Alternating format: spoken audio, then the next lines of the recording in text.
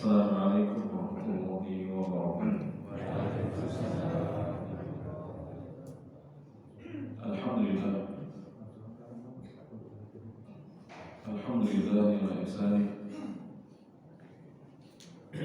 Wassallallahu ala taufiqi wa amtinani. Asyhadu an la ilaha illallah wahdahu la syarika lah. Wa asyhadu anna nabiyyana Muhammadan abduhu wa rasuluh.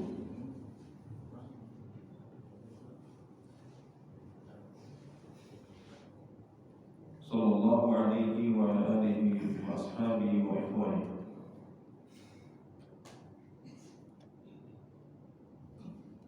Wa sallama tasliman katsiran amma ba'd.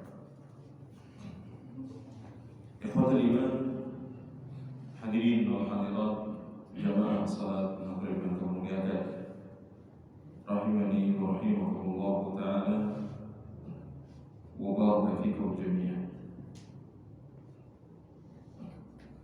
Alhamdulillah, segala puji hanya milik Allah.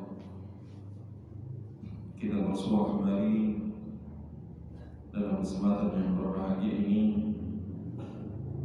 di salah satu majelis yang menjadi majelis terbaik insya Allah Subhanahu wa Ta'ala, yaitu majelis ilmu.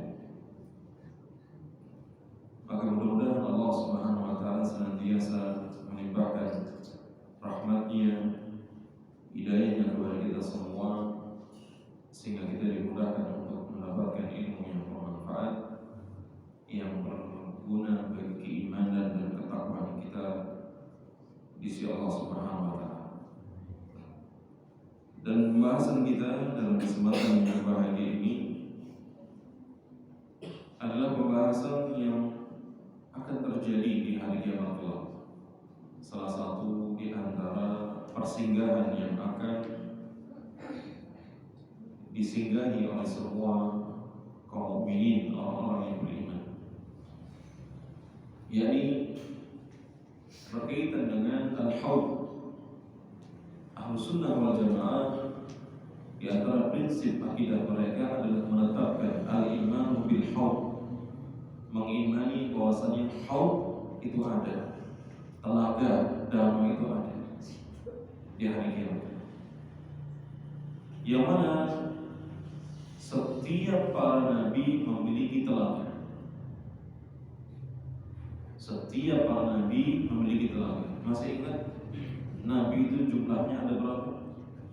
Ojo selawe, ojo selawe. Hah? Berapa? Nek sing selawe teko, masih teka dalam kamar-kamar. Ojo nanti jawab selawe. Kalau 25 itu nabi dan rasul yang disebutkan nama dan kisahnya dalam Quran, dalam hadis. Tapi kalau jumlah keseluruhan nabi itu ada berapa? Orang muslim lebih berapa? Iya, nyontek lah. 124.000. 124.000 jumlah nabi. Jumlah rasul 315. Dari sekian banyak nabi yang jumlahnya ratusan ribu, atau jumlah rasul yang jumlahnya 300-an, yang disebutkan namanya, kisahnya itu cuma 25. Jadi nek takoni jumlah nabi berapa? 124.000. Setiap nabi memiliki telaga, memiliki danau. Para ulama mereka menyebutkan bahwa orang-orang beriman, orang-orang yang beriman, mereka akan mendatangi telaga nabinya masing-masing. Jadi tiap nabi itu punya umat, hatta pengikutnya cuma 1 orang, 2 orang, 3 orang, dia akan menuju telaga nabinya.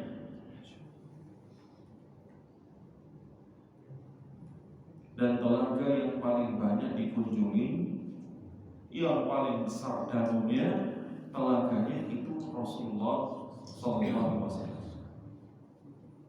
Karena beliau menjadi Rasul terakhir, Nabi terakhir di akhir zaman. Umatnya paling banyak, sehingga menjadi telaga yang paling besar, paling banyak dikunjungi, berbeda dengan nabi-nabi yang lain. Pertanyaannya, kapan orang beriman itu akan mendatangi telaga yang mereka akan mendatangi kepada setiap nabi yang kalau kita umat Islam akan mendatangi telaganya Rasulullah SAW. Kapan itu? Kapan? Nek tempatnya yang pada masa setelah kebangkitan. Kebangkitan apa ini? Kebangkitan bangsa apa? Cek suwi 24, ini masih 22. Baik, para ulama menyebutkan peristiwa umat itu akan mendatangi telaga di padang mahsyar adalah peristiwanya sebelum peristiwa mizan. Karena manusia itu dibangkitkan dari kuburnya, ya, kemudian mereka digiring ke padang mahsyar. Di padang mahsyar didiamkan 50.000 tahun, menanti menunggu 50.000 tahun. Kalau kita nunggu setengah jam, ya sejam, ya nunggu misalkan di stasiun, di terminal, di bandara, itu baru berjam-jam. Ini 50.000. Allah murka tanpa ada keputusan sampai datang syafaat Nabi SAW. Setelah syafaat Nabi diterima, barulah kemudian manusia diadili. Yang pertama kali ditegakkan adalah hisab. Dari hisab inilah manusia kemudian dia akan mengetahui nasibnya. Dia celaka atau dia bahagia. Dan manusia itu akan terbagi, atau penghisapan manusia itu akan ada dua modelnya. Model dia dihisab dengan hisab yang mudah, atau dihisab dengan hisab yang terperinci, yang detail. Siapa yang dihisab dengan mudah, maka dia bahagia, selamat. Tapi kalau dihisab dengan terperinci, detail, ditanya dengan keperincian, ini dia akan pasti celaka, binasa, hancur. Model yang pertama, hisab yang yasir, yang mudah, ini ada dua macam. Yang pertama, tidak dihisab sama sekali, langsung masuk surga. Langsung masuk surga. Itu khusus bagi umat Islam dan jumlahnya terbatas. Hanya 70.000 dari umat Islam. Indonesia itu jumlah kaum muslimin berapa? Kalau penduduknya 200. Ini zamannya Roma. Ya, tapi dia terlalu, ya, lama, ya, tahu-tahu jadi ulama, ya, ulama gadungan, rusak ya. Kalau dibicara agama itu rusak, jangan didengar, ya, karena basicnya bukan ulama. Baik. Nah, 280 juta kurang lebih jumlah penduduk Indonesia. Kalau dikatakan jumlahnya di bawah 90%, ya kurang lebih berapa? Itu 1 100-an ya, 170-an. Itu tidak bisa. Makanya Nabi SAW ketika melihat umatnya yang masuk surga tanpa hisab cuma 70.000 orang saja, Nabi minta tambahan. Kok ditambahi? Minta tambahan kepada Allah Ta'ala, ditambahi. Maka Allah mengabulkan. Setiap dari 1.000 dari 70.000 orang tersebut membawa 70.000 orang lagi, sehingga jumlahnya ada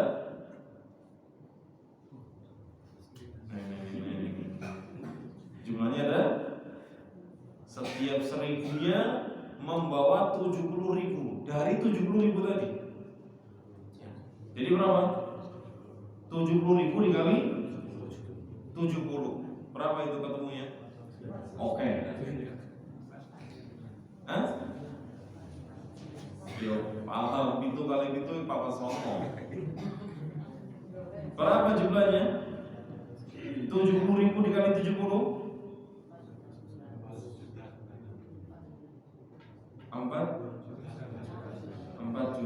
4,9 juta ya.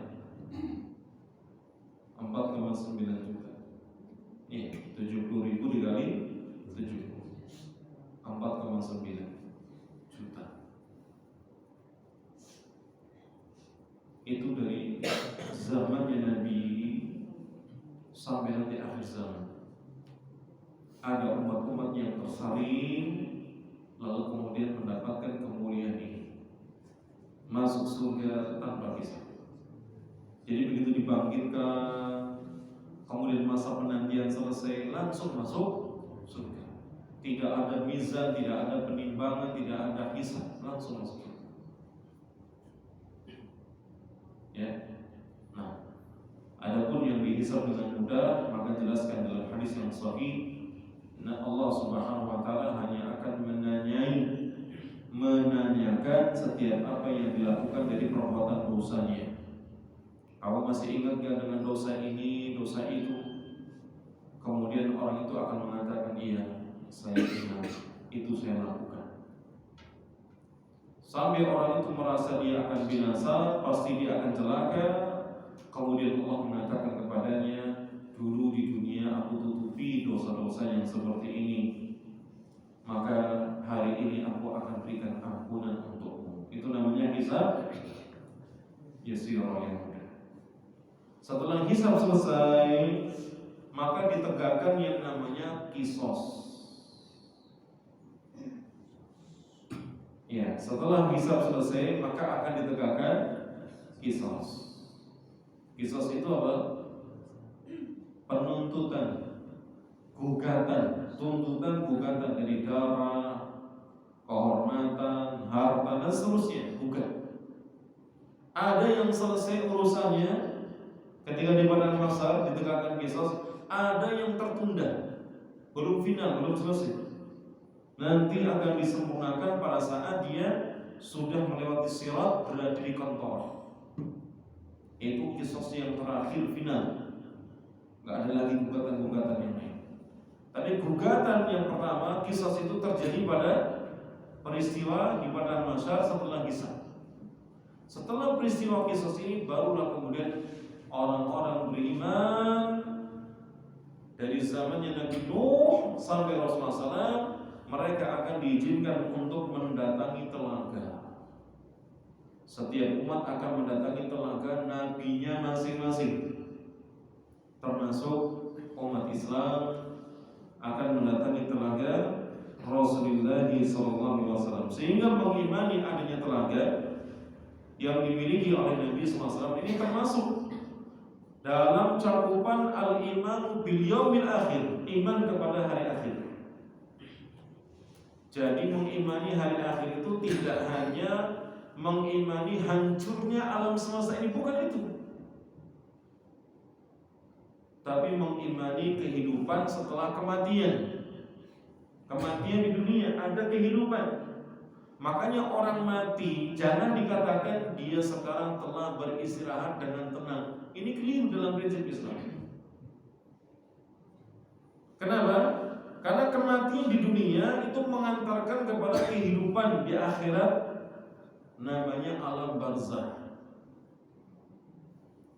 Para ulama menyebutkan keimanan kepada akhirat itu, kepada hari akhir. Iman kepada hari akhir itu pembahasan terperincinya ada dua macam. Yang pertama, mengimani adanya kehidupan alam barzakh, yang mana alam barzakh itu dimulai dari kematian seseorang dari dunia ini, maka dia masuk ke alam barzakh dan dia tidak bisa ke akhirat langsung. Makanya dikatakan barzakh karena itu pembatas antara dunia dengan akhirat. Yang di alam barzakh dia tidak mungkin kembali ke dunia, tidak mungkin kembali ke dunia. Sebagaimana ketika orang di dunia, dia nggak mungkin kembali ke alam kandungan misalnya, atau ke alam ruh, tidak mungkin. Sudah hidupnya sendiri-sendiri.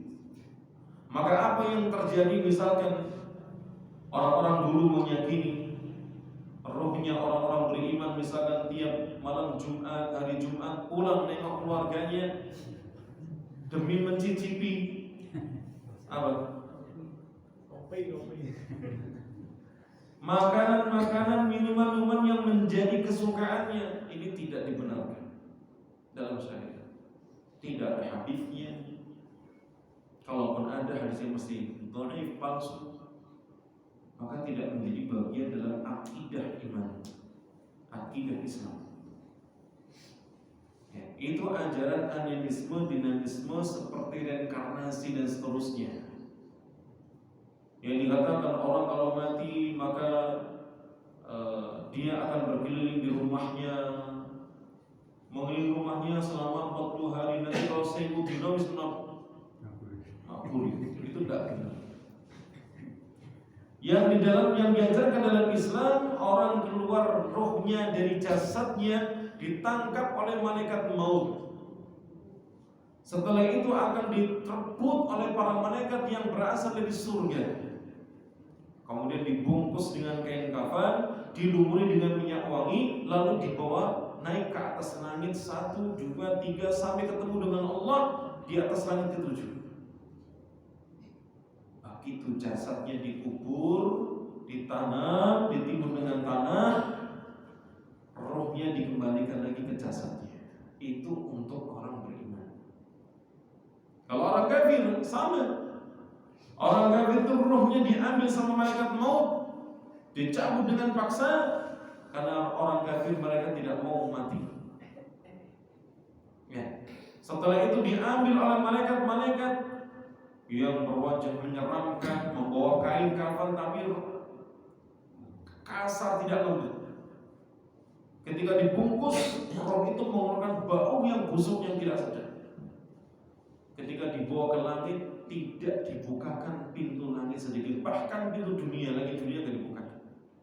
Maka roh itu akan dilemparkan dan disambar oleh guru sampai ketika rohnya balik, jasadnya dikuburkan, maka rohnya dikembalikan ke jasadnya. Itu dalam Islam seperti itu keyakinannya. Ya. Lah kalau ada orang dia jasadnya belum dikubur, kok wis ngetoni gitu, berarti apa itu? Rohnya bukan? Bukan. Itu siapa? Itu setan. Itu setan, mau dari korin atau yang lainnya, intinya dia ingin merusak keimanan kita, merusak akidah yang telah dibangun oleh Nabi SAW ini. Jadi mengimani hari akhir, poin pertama adalah membicarakan tentang kehidupan di alam barzakh. Baru setelah itu masuk kepada hari kebangkitan.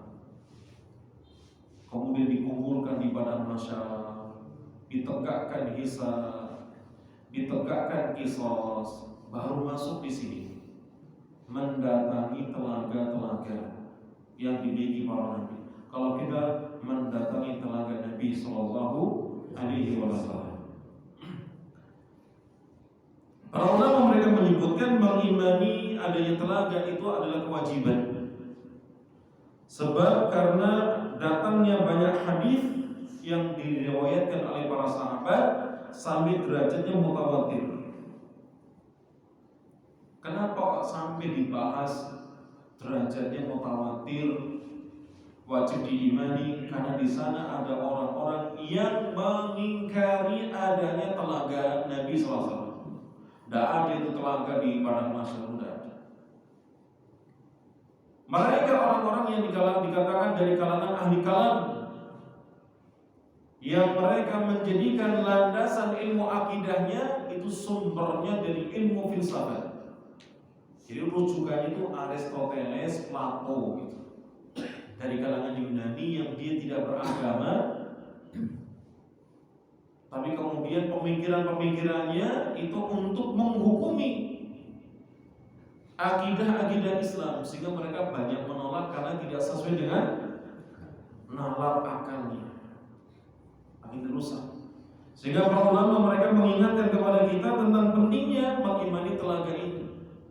Karena Nabi SAW itu akan menanti umatnya di dua tempat di hari kiamat kelak. Yang pertama di sini, di telaga Al-Kautsar. Yang kedua ketika nanti di Sirat. Maka Nabi SAW ketika ditanya oleh Anas bin Malik, ya Rasulullah, kapanlah kita akan bertemu ketika nanti di hari kiamat? Bisakah engkau menolong kami, membantu kami? Ya, Anas bin Malik ini pelayan Nabi, selalu bersanding dengan Nabi SAW, menemani Nabi SAW dalam salatnya, dalam safarnya, mukimnya dan seterusnya. Anas bin Malik, dia rindu kalau sekiranya berpisah dengan Nabi SAW. Maka Nabi mengingatkan, tunggu aku di telaga Al-Kautsar. Dan Nabi juga menunggu nanti di Sirat, di ujung Sirat, yang akan tembusannya itu ke Qantarah. Hadirin jemaah sekalian dirahmati Allah Subhanahu wa taala, disebutkan oleh Al-Hafidz Ibnu Hajar Asqalani bahwa jumlah sahabat yang meriwayatkan hadis tentang telaga itu jumlahnya ada 25 orang. Itu sudah dikatakan derajatnya mutawatir. Kalau hadis mutawatir itu cukup diriwayatkan lebih dari 10 sahabat. Kalau kurang dari 10 sahabat namanya hadis ahad. Imam Nawawi menambahkan ada 3 sahabat yang lainnya, jadi jumlahnya ada 28. Dan aku, kata Ibnu Hajar, menambahkan ada sejumlah sahabat yang lainnya sehingga jumlahnya ada 50 sahabat Nabi SAW yang meriwayatkan tentang adanya telaga Nabi SAW di hari kiamat kelak. Sehingga jemaah sekalian dirahmati Allah Subhanahu wa taala, mengimani tentang telaga ini adalah sesuatu yang menjadi kewajiban dalam kita mengimani hari akhir. Kemudian perlu kita pahami bersama bahwa telaga Nabi SAW dinamakan dengan telaga Al-Kautsar. Kenapa dinamakan dengan Al-Kautsar? Karena airnya berasal dari sungai surga yang namanya Al-Kautsar. Dan masing-masing Nabi itu punya telaga, cuma telaga Nabi ini istimewa. Para ulama mereka menyebutkan keutamaan telaga yang dimiliki Nabi SAW, telaga Al-Kautsar ini. Maka kalau kita perhatikan dalam firman Allah Subhanahu wa taala, inna a'tainakal kautsar, kalimat kal kautsar di situ ya diterjemahkan, ditafsirkan dengan banyak makna.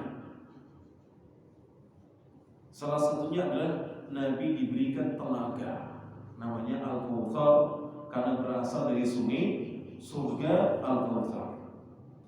Apa keistimewaan dan keutamaan dari telaga Nabi SAW dibandingkan dengan telaga-telaga Nabi yang lainnya? Yang pertama, telaganya itu sudah ada, sudah tercipta, nyata. Jadi wajib untuk kita imani. Bukan tercipta nanti setelah hancurnya dunia, Allah ciptakan bumi yang baru kemudian ciptakan telaga. Bukan, sekarang sudah ada, kita imani. Karena itu termasuk minal ghaibiyat, perkara gaib. Yang kedua, panjang dan lebarnya sama.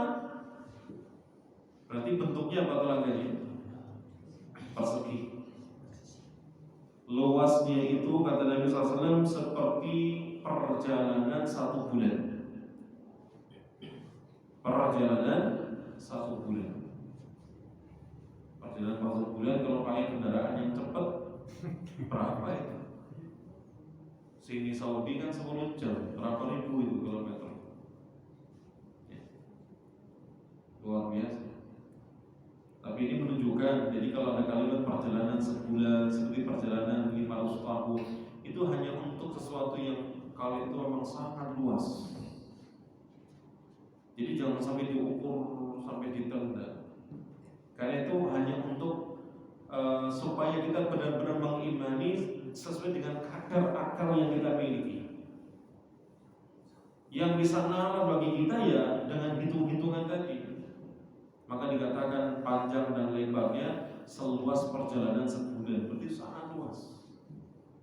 Seperti Nabi mengabarkan orang yang mendapatkan nikmat kubur, itu kuburannya akan dijembatkan sejauh mata memandang. Sekarang sejauh mata memandang itu berapa meter? Kalau untuk lihat di kapal sejauh mata memandang itu kira-kira berapa itu kilo? Ya, kan sangat jauh. Padahal ukuran kita gali kubur itu berapa paling? Hah? Berapa? 2 kali 1 kan? Ya, paling 2 kali 1 gitu. Kalau badannya besar tambahin lagi lebarnya gitu. Nah, kemudian yang ketiga, terdapat 2 saluran air di sungai atau di yang dari perak dan emas, terbuat dari emas dan perak,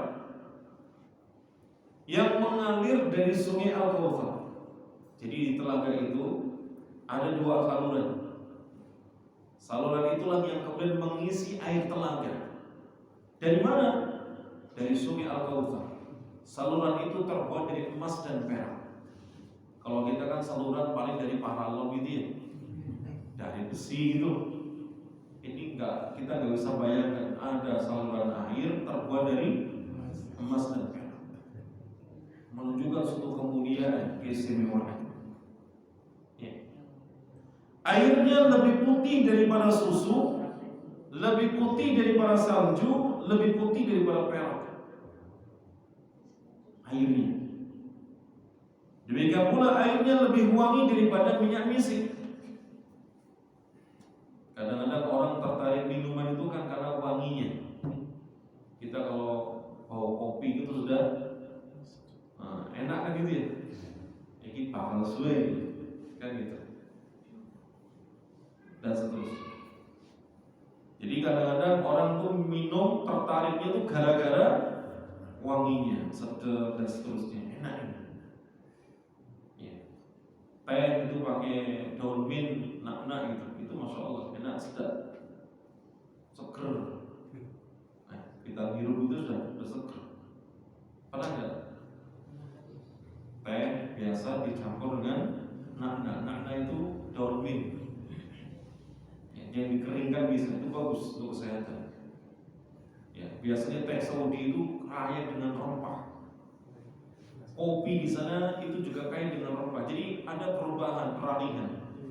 Di zaman ulama dahulu di abad ketiga atau di abad sebelumnya atau setelahnya, namanya qahwah itu bagian daripada khamr. Paham? Ya. Zaman dulu namanya qahwah itu khamr, sehingga fatwanya khamr itu qahwah itu haram. Ya. Fatwanya apa? Qahwah itu haram. Tapi seiring berjalannya waktu, namanya qahwah ini, kopi ini kemudian beralih. Bukan dari khamr tapi dari kopi, dari biji kopi. Dan kopinya bukan kopi hitam, kopi putih, dicampur dengan jahe, kapulaga, dan macam-macam rempah-rempah yang lain. Jadi kalau kita lihat kopinya orang Arab sekarang tuh rasanya jamu, ya, rasanya jamu, warnanya coklat, bukan kopi luwak, bukan, warnanya coklat, rasanya jamu, tidak pakai gula. Jadi pahitnya pahit sepet kayak jamu. Nanti makannya atau minumnya disanding pakai kurma. Itu caranya mereka minum kopi. Kalau kita kan enggak, kopi ya kopi, sandingannya ya telo. Beda. Jadi kalau kita nanti ditanya minta kopi atau teh, antum kalau menyebutnya kopi, diwene jamu. Ya, jamu. Diseruput pahit nemen, sepet. Harus pakai kurma untuk pemanisnya.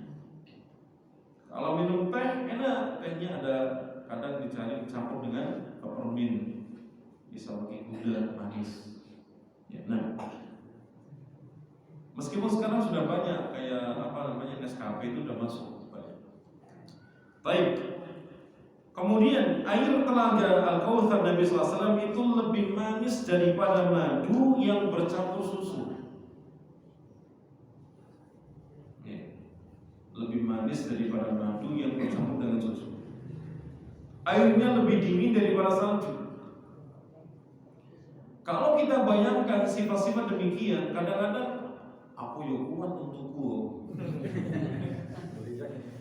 Ya. Bayangkannya jangan sekarang, karena ini untuk nanti di hari kiamat. Manusia ketika dibangkitkan itu fisiknya nanti jauh lebih hebat, lebih kuat dari fisik yang sekarang. Kalau fisik sekarang itu akan menurun kekuatannya seiring berjalan bertambahnya usia. Usia di 40 wis mulai persendian, punggung, pinggang, gitu ya. Asam urat mulai muncul lagi. Nah, wis jenenge wis umur. Makanya orang kalau sudah kepala 60 tidak melayu ora iso. Ya. Karena memang kekuatannya sering sudah berkurang banyak. Tapi nanti berbeda ketika di pada masyarakat. Allah Subhanahu wa taala menciptakan manusia yang kedua kalinya dibangkitkan dari kuburnya itu dari sisa-sisa tulang ekor yang ada. Itu dengan Allah menurunkan hujan. Tapi hujan itu bentuk airnya seperti air mani. Yang mana air mani itu akan turun menghujam ke bumi dan dia masuk, air itu masuk mencari sisa tulang ekor manusia yang ada. Jadi warnanya seperti warna air mani putih. Bentuknya juga sama, sifatnya juga sama. Itu cara Allah menurunkan atau membangkitkan manusia dari kuburnya, menciptakan yang kedua kalinya. Setelah manusia itu berubah jadi tulang belulang, bahkan belulangnya pun hancur, bahkan tulang ekornya mungkin tersisa hanya sedikit. Dicari di dalam tanah, lalu kemudian menjadikan wujud yang baru yang jauh lebih kuat fisiknya. Sehingga kalau dikatakan di sini lebih manis daripada madu yang bercampur susu, apa enggak jelek? Enggak. Kata Nabi SAW, siapa yang meminum air telaga Al-Kautsar yang dia itu lebih wangi daripada minyak misik, lebih putih daripada susu salju dan perak, kemudian lebih manis daripada air madu dan lebih dingin daripada salju, itu menghilangkan kehausan selamanya. Kalau kita minum air di sini di dunia, kalau airnya air asin gimana? Tambah melak. Manis juga demikian. Kalau minumnya air putih kebanyakan kembung, angin. Tapi nanti orang yang diizinkan meminum telaga Al-Kautsar Nabi SAW satu teguk saja, maka hilang daripada rasa hausnya. Dan Nabi SAW menyebutkan bahwasanya kondisi umat Islam saat mendatangi telaga dalam kondisi berdesak-desakan, penuh sesak. Dan umat Nabi SAW yang pertama kali akan diizinkan untuk mendatangi telaga Al-Kautsar itu adalah dari kalangan muhajirin. Jadi yang diizinkan pertama kali meminum air telaga itu dari kalangan muhajirin, dan muhajirin dari kalangan fuqara yang miskin. Akhirat itu menjadi tempat waktu pemuliaan bagi mereka orang-orang miskin. Milih mondi, mau milih mana? Sugih nang dunia, atau miskin di dunia, tapi nanti di akhirat dimuliakan pertama kali. Yang pertama kali diizinkan masuk surga itu orang miskin. Yang diizinkan meminum telaga Nabi SAW itu orang miskin. Pilih mana? Pilih yang Allah takdirkan kepada kita gitu. Pilihlah dalam 3 kondisi ini. Kalau diberikan nikmat bersyukur, diberikan ujian bersabar, diberikan atau terjatuh dalam dosa dia beristighfar, maka kita akan bahagia. Prinsipnya itu, orang kaya tidak selalu dia harus bersyukur. Ya, mungkin bisa jadi sahabatnya lebih gede dibandingkan orang miskin. Misalkan demikian. Ada pula orang miskin tidak selalu harus sabar terus. Kalau dia melihat sebelahnya, syukurnya lebih besar. Ini yang ini nggak bisa tidur kalau nggak pakai AC.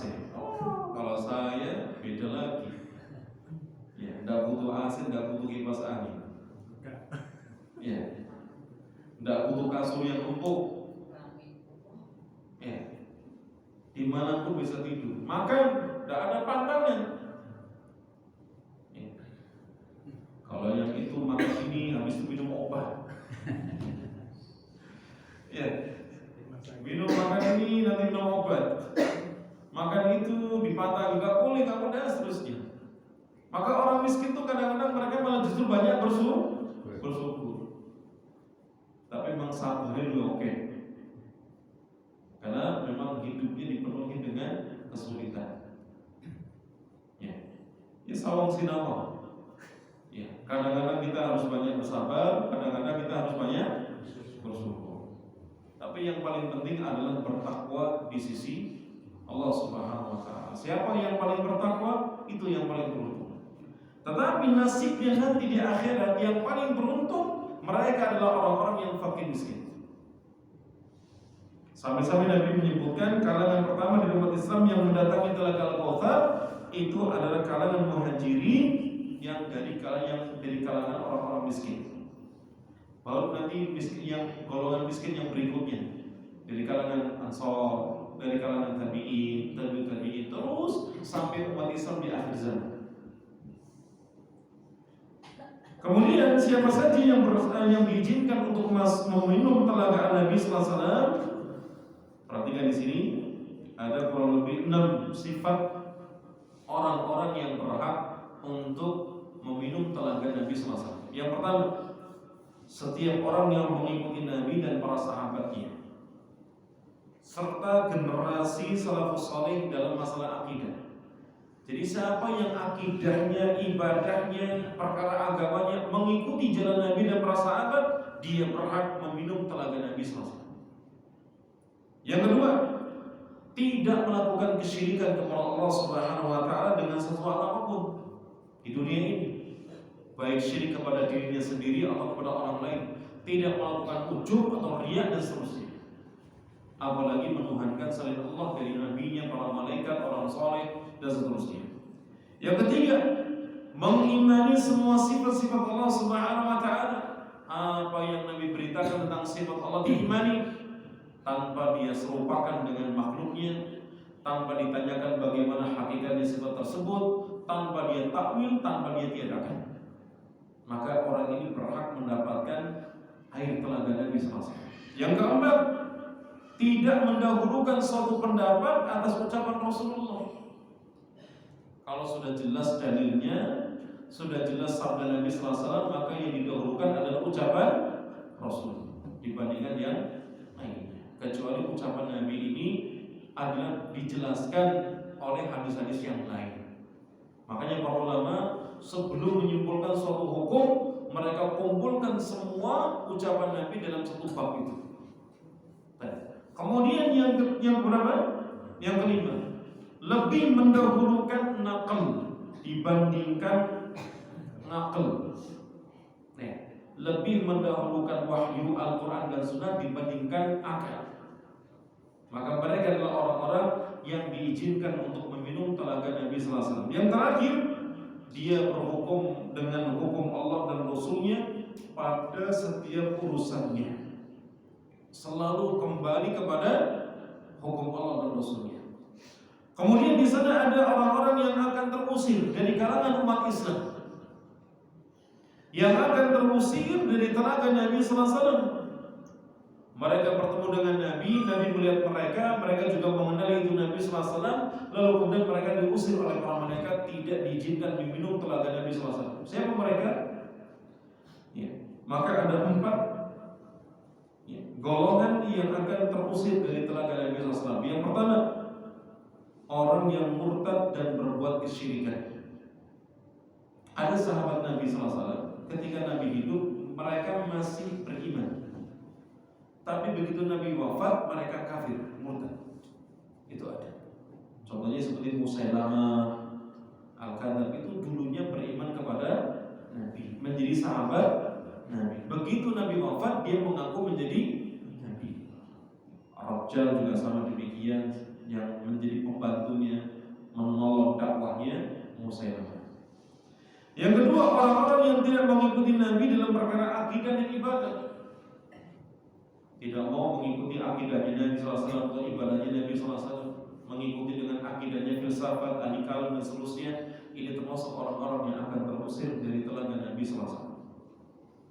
Demikian pula siapa saja yang menaati para pemimpin dalam kemaksiatan dan dosa, ini termasuk yang akan terusir. Maka tidak ada ketaatan pada pemimpin, pada manusia dalam hal maksiat dan berbuat dosa. Yang terakhir, jemaah sekalian yang dirahmati Allah Subhanahu wa taala, yang akan terusir dari telaga Nabi SAW adalah mereka yang melakukan kebid'ahan dalam agama, yang belum pernah diajarkan Nabi SAW, tapi dia mengira ini kebaikan, ini ibadah, ketaatan, mendatangkan pahala, ampunan dosa, masuk surga dan seterusnya, padahal Nabi tidak pernah mengajarkannya. Maka orang seperti ini dia akan terusir dari telaga Nabi SAW. Saya kira cukup, kita cukupkan dalam kesempatan yang berbahagia ini.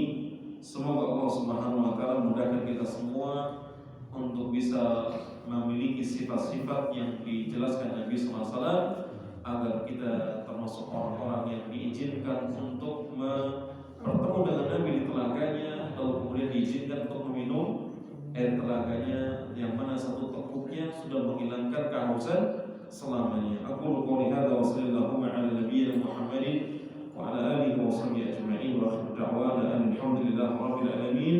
Wassalamu alaikum warahmatullahi wabarakatuh.